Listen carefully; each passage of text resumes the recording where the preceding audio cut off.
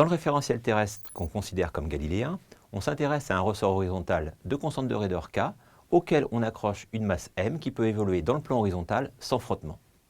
On choisit de repérer la position du point M représentant la masse petit m à partir de la position d'équilibre du ressort qui correspond aussi à la position de repos dans le cas d'un ressort horizontal. Faisons un bilan des forces. Il y a d'abord le poids P de la masse M, la réaction du support R qui est perpendiculaire au support puisqu'il n'y a pas de frottement, et enfin la tension du ressort que j'appelle grand T qui vaut ici grand T égale moins K vecteur UX puisque dans ce cas-là, l'allongement du ressort s'identifie à X. La relation fondamentale de la dynamique va s'écrire dans ce cas MA égale P plus R plus T, et on va se contenter de la projection de cette relation fondamentale de la dynamique sur l'axe du mouvement, qui est l'axe des X. On obtient donc Mx de point égale 0 projection du poids, plus 0 projection de la réaction, plus moins Kx projection de la tension, ce qui donne Mx de point égale moins Kx, soit encore Mx de point plus Kx égale 0, qu'on va diviser par M, pour obtenir x de point plus k sur m x égale 0.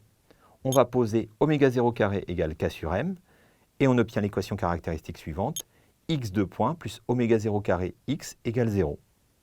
Cette équation a été obtenue dans le cas d'une masse accrochée à un ressort horizontal, mais est en fait caractéristique d'un modèle très général qu'on appelle le modèle de l'oscillateur harmonique.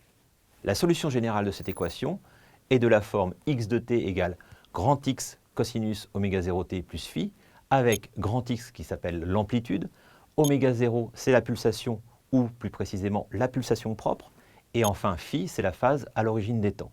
Et on calcule grand X et phi à partir des conditions initiales. Considérons maintenant, toujours dans un référentiel galiléen, un ressort cette fois-ci vertical, toujours de constante de raideur K, auquel on accroche une masse M, et examinons ce qui change ou pas par rapport au cas précédent. On choisit toujours de repérer la position du point M, représentant la masse petit m, à partir de la position d'équilibre du ressort, qui cette fois-ci ne correspond pas à la position de repos du ressort. Commençons par traduire la condition d'équilibre.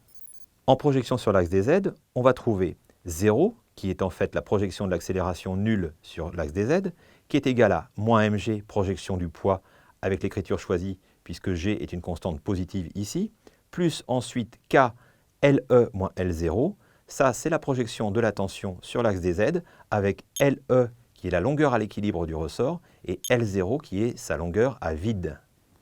En mouvement, cette fois-ci, on applique la relation fondamentale de la dynamique projetée directement sur l'axe de mouvement, qui est l'axe des Z.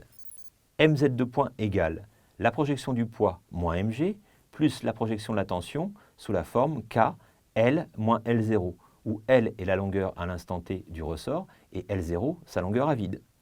On va utiliser une petite astuce ici en introduisant la quantité LE dans cette équation.